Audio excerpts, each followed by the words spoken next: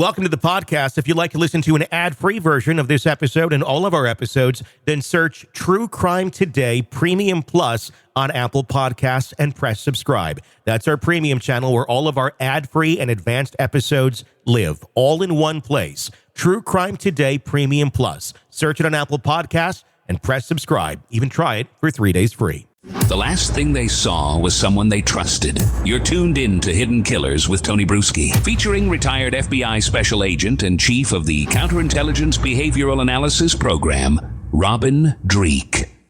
Luigi Mangione, he's a 26-year-old Pennsylvania graduate charged now in the murder of United Healthcare CEO Brian Thompson, fatally shot December 4th outside of his Manhattan hotel. It's been a very, I don't even know what the words are, a shocking, very confused response, I think, from the American public on this. And that's what I want to talk about. Robin Dreeke, retired FBI Special Agent, Chief of the Counterintelligence Behavioral Analysis Program. Let's start with the public's reaction to this. And we can go back a little bit more into who Luigi Mangione is. But the public's reaction to a execution of a CEO in broad, evening light, on the streets of New York, people are looking at this guy like a vigilante hero. And I understand everybody's hate of the healthcare system. I hate it too. I've had many nightmares dealing with it. Many people have lost people because of the healthcare system denying coverage and such. So I think the overall feel from the public on this is, well, these thousands of people who were left to die by the healthcare company saying, we're not going to cover this. Why should we care about this? Very harsh, and something I don't think we've seen very often on this sort of a scale. What's been your reaction to that? What is a lot of tendrils and nuances to this case. So looking at the reaction, and you said public reaction. Mm-hmm. I'm going to kind of zero in on a segment of that public reaction that is the one that is getting the most attention. And because I've been doing a lot of examining of this for other shows as well. Because the big question is why? Yeah. What's causing this? And so let's look at, if you look at TikTok, you look at social media, look at the individuals that are idolizing him. Yeah. Generally, you're seeing people with a very similar mindset. So let's do our hypothesis that one of the reasons why he struck out and murdered the CEO of United Healthcare was he's got an issue with healthcare. Mm-hmm. 26 years old, just came off his parents' plan, had an injury. Although we're going to get into this as well, hopefully, because I don't think that's the entire picture here. Yeah.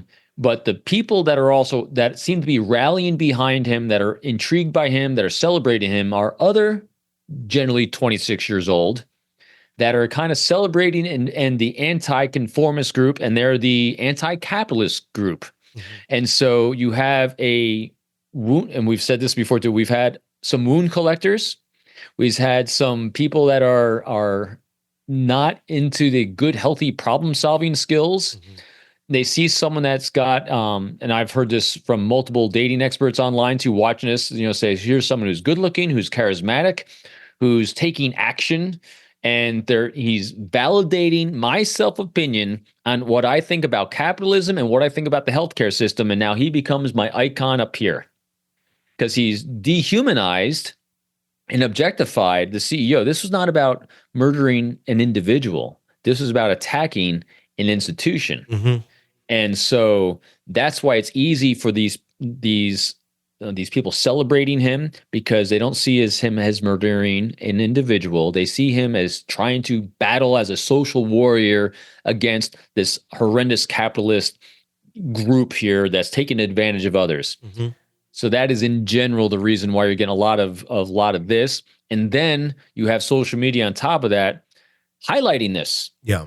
Highlighting that status. And so now part of my fear here is also people that are in this victim mentality and wound collecting kind of mentality. They're seeing someone who took this heinous act of murder and being celebrated. Mm-hmm. That's the kind of thing that creates copycats as well. Yeah.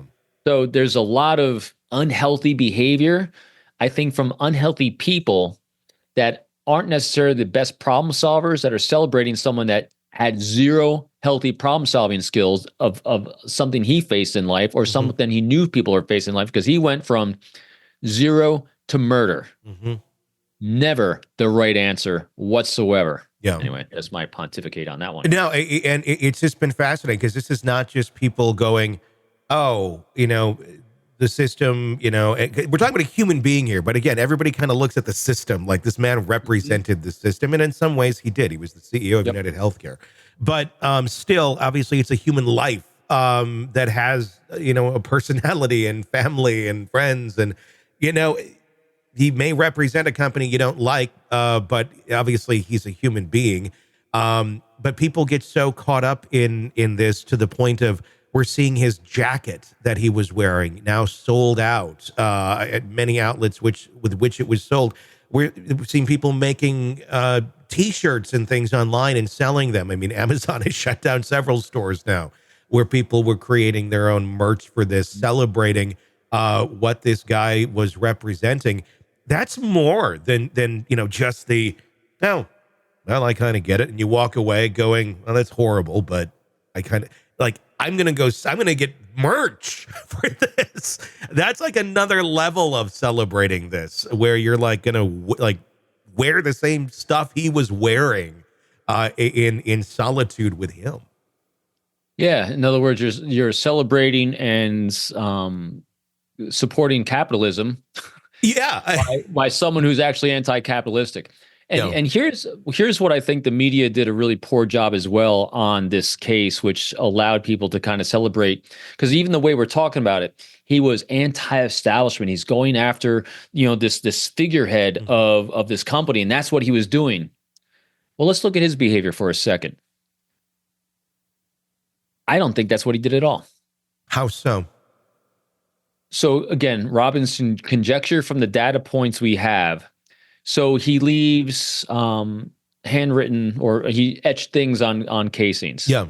That is a look at me moment. Yep. He handcrafts or 3D prints a gun that he holds on to. That's a look at me moment. He does a lot of things and that are look at me. His arc, from what we've seen from people talking about him, he's valedictorian, he's the whiz kid. He's got all these things of him being the center of attention. I've had psychiatrist friends of mine that said this was an ego moment. I mean, I don't think anyone doubts that the things he was doing was look at me, look at me, look at me. That smile, the flirting with that individual at the hostel, that's an ego moment. If he was actually on mission to do a mission, he would have been about the mission and not about look at me. Not leaving a backpack with Monopoly money in it. Look at me. So there's a lot of ego being driven by his life arc, all right? Because from his data points, he's leaving. Now, I thought about this in the last 24 hours. So let's do our thought experiment here. Here's someone who's 26 years old. He has, what we've heard, is a bad back injury. Well, that may or may not have required surgery. We don't know all the details, but a bad back injury. And people are saying that because he had this bad back injury, he's 26 years old, off his parents' insurance policy, he's going to get back at the man. All right, so if you have parents like his parents that are as wealthy as they are, that have as much money and resources as they have, that closest of the family is what it was until I just learned this morning that the mother had put out a missing person report on the son about 6 months ago.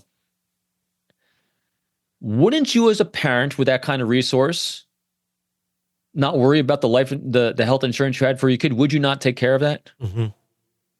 I don't think that was it. So if you had resources in your parents that could have actually mitigated that problem for you personally, what was this about? If it wasn't about this personally for you, what was it about? The only other data we have is ego. And then you capitalize. When did this all transpire? It all happened. This shift in his life where he went from 0 to 100 happened on this Hawaii. Something was going on in Hawaii. He goes to Hawaii, he falls off the grid. His parents put out a missing person thing. And then on Jesse Waters' show on Fox the other night, he interviewed this kid's roommate. And they're talking about the Ted Kaczynski book, that the book club that he read, and he's quoting in his manifesto that he left behind for his ego. And in that, he's talking about all these things that were all about getting back to the system, all this. And What interesting came out was the roommate said, I gave him that idea. And Waters like, it wasn't his idea? No, that was my idea. I thought it'd be a good idea to read this book. And he goes, oh yeah, our book club read all these kinds of books that are kind of socialist, anti-capitalist kind of books. Mm-hmm. Huh.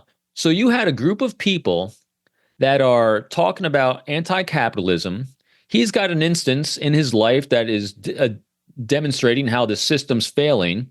And he's now kind of fallen off the grid, no longer having I love me moments. I don't know. And he kept the gun, and he was on a laptop when they found him in the McDonald's. And again, why are you in a McDonald's if you're trying to be hidden? Yeah. In my mind, he's battling between trying to say, look at me, maybe even looking at himself and what they're doing online, and trying to remain hidden. And for what purpose? I think I haven't heard anyone else say it though. Why hold on to that gun? You and I have every single case you and I have covered. The first thing the murderer does is get rid of the murder weapon, especially if it's a 3D printed gun. You just make another one. Yeah. He's going to do it again. As soon as his notoriety started falling out, do you not think he was going to do it again? Especially since it doesn't look like it was personal against this guy. It was against the symbol. This kid's all about symbols. Yeah. He's got lots of symbols all around him. The symbols that keep directing people back to him. So my conjecture on this, pure conjecture, is that this was an ego-driven moment, driven by a life arc of ego. Something happened. I had another doctor that mentioned that he was curious about the pain meds he might have been on for his back as well that might have been exasperating any kind of chemical imbalances in his brain. He had a bunch of people that are not necessarily anarchists, but are book study guys that are talking about all these things that are anti-capitalism. I don't know. That's what I'm seeing on this. I'm wondering, if this is a young guy, again, like you were saying, he just, he's a graduate student, but very much, I don't think lived much of life in the world or experienced what it's like to be an adult. Especially if you're on your parents' insurance, like right up until now, you haven't experienced much of life. And if you were, and again, this is just my conjecture and my speculation, if you're kind of a snowflake, if you're kind of sheltered most of your life and suddenly you're seeing the harsh reality of what the world is and you're already kind of imbalanced and easy enough to be influenced to go down one of these roads and extremely egotistical, narcissistic, it seems like an extremely narcissistic snowflake that was finally exposed to the world and thought that they were going to do justice. They're going to do what nobody else did. And nobody else has done it because that's insane. And there's ways of dealing with this stuff other than that. But as I say to so many things, young and dumb, I think that played a big role in all of this with the other factors that he felt justified in. I mean, you can, again, doing the empathy here where we're putting ourselves in their shoes. So I'm imagining, here I am, I'm in a book study, we're talking about this book, and you're sitting around a bunch of people that are validating each other, and him saying, or someone saying, man, someone ought to just take out these CEOs and do something about it. And them all sitting around saying, yeah, man, someone should do it. And he's like, I'll do it. And they're like, oh man, you're the man. So again, probably not. Robin likes to go way out on a limb on some of the conjecture here, but you can imagine that kind of scenario building out with someone like you're saying, with that kind of background and a zero problem solving skill set and no life experience, falling off the grid from his parents, who seemingly before this, might have been a good and positive influence in his life and other people in his life, because people are saying they liked him. Yeah. Unhappy people don't do bad things. And he didn't seem unhappy until he went to Hawaii. Yeah. Something happened in that time frame. So that's where, as investigators, I'm going to be zeroing in. I'm going to be establishing that baseline and arc in his life and see where we went sideways. How concerned are you about copycats with something like this? Yeah. Because there's shootings all the time. And, yes, we do have copycat things, but it's rare to see, just like I said, a good chunk of the general public being rah-rah about this, looking at the guy as Robin Hood. I'm honestly surprised we haven't seen more of this sort of stuff going on, but sometimes when the floodgates open, they open. And I'm wondering if this is beginning, to open up that floodgate of pitchfork-wielding people that are going to try and take matters into their own hands, since the system has failed them. I am concerned on copycats on this one. A mitigator of that would be how the press is covering it. they need to not celebrate him. And people that are celebrating him and idolizing him need to be shut down and not propagated through social media. The thing that is on the positive side of this is the population that is celebrating him, that would be the copycats, are the wound collectors, are the victims, the ones that see themselves as victims. They are generally not good, healthy problem solvers. And so they actually are, a lot of times those people fear the start, I call it. And so the start would be taking action to do something so radical, so drastic. One of the reasons why this type of group celebrates someone like him, because they don't have a lot of courage to do it themselves. Mm-hmm. And so we have the threat of the copycat because of the celebrity notoriety he's getting, but the types of people that would do it generally are afraid of doing that kind of action. So I'm hopeful, but as long as the media keeps from celebrating him and highlighting these people that are celebrating him, I'm hoping that part of it will stamp down and people come out and say, listen, this was horrendous, and portray, because remember, look where all the attention is. You and I talk about this all the time too. It's all on the criminal. Yeah. Let's talk about the victim. Let's talk about his family. Let's talk about, the lives that have been destroyed by him. I've heard this guy's a self-made guy. He did a lot of good things in his community. He was a great person. Yeah. No one's talking about him. Barely at all like this. They're all talking about this idiot that murdered someone. So let's shift from the perpetrator of heinous things, and let's get on to the victim, the family, and all the other people that are impacted by this. So that, I think, will also help the copycats from not arising. Welcome to the podcast. If you'd like to listen to an ad-free version of this episode and all of our episodes, then search True Crime Today Premium Plus on Apple Podcasts and press subscribe. That's our premium channel where all of our ad-free and advanced episodes live, all in one place. True Crime Today Premium Plus. Search it on Apple Podcasts and press subscribe. Even try it for 3 days free. Let's be honest. Nothing kills the thrill of a good murder mystery like a commercial for laundry detergent. It's like someone slapping a closed sign on your favorite dive bar. But you're not here for that, are you? You're here for the good stuff. So ditch the ads and upgrade to True Crime Today Premium Plus on Apple Podcasts. With True Crime Today Premium Plus, you get your crime straight. No chaser. Commercial free with extended interviews and early access. It's like getting the bartender's special when the bar's already closed. Search for True Crime Today Premium Plus on Apple Podcasts. Subscribe and drink it all in.